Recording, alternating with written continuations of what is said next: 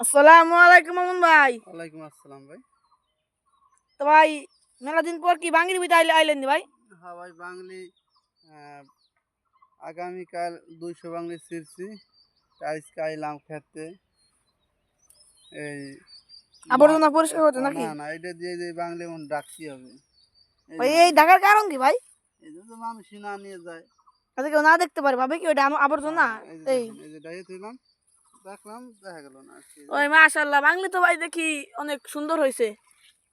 দেখতেছেন অনেক বড় বাংলি। ওই যে আরো কিছু রয়েছে। আর 150 টাকা পিস বিক্রি করছি। ও 150 টাকা পিস। তো হ্যাঁ, বর্তমান তো ভাই বাংলির খুব 200 দাম। 200 বাঙালি বিক্রি করছি কালকে।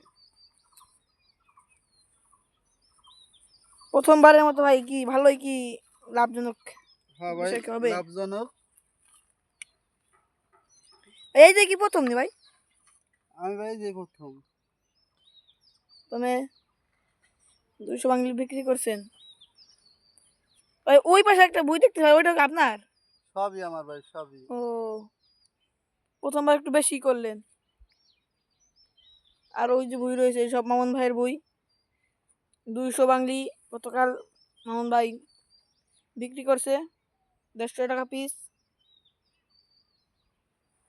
তাই ঠিক আছে ভাই।